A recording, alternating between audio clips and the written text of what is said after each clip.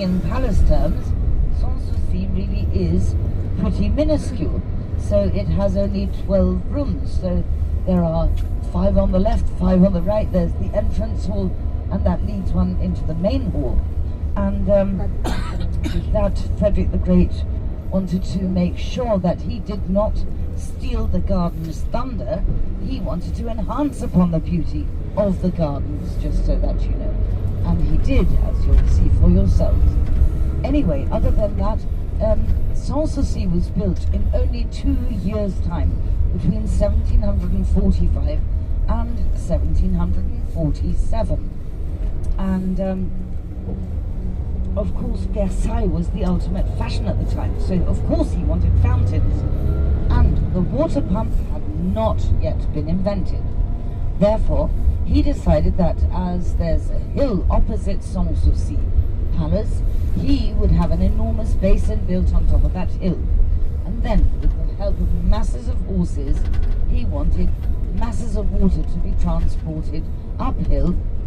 And then, of course, you know, the water was supposed to flow down the hill constantly, making the fountains work. It was a very cunning plan. Totally didn't work out that way. And in the end, after trying other means, he had to resort angrily to having masses of snow piled up really high on top of the hill, on top of the basin in the winter time, and then in springtime it would melt into the basin, and then he would hold a feast on a perfect summer's night. And when the feast peaked, somebody on top of the hill on cue would pull the plug, and then of course briefly one was able to enjoy the lovely fountains.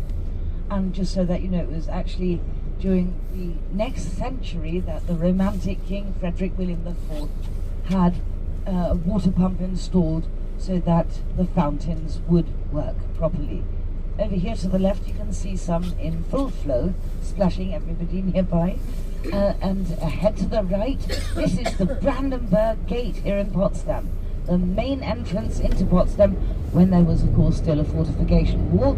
It's 3 years older than the one in Berlin, so this one here dates back to 1788, and behind it is the lovely pedestrian zone with all the fabulous buildings and wonderful shops, cafes, etc. And here to the right, where you can see the green island in the middle of the road, that's how the fortification wall used to run. So there were 6 entrances and exits leading into and out of Potsdam, as I said.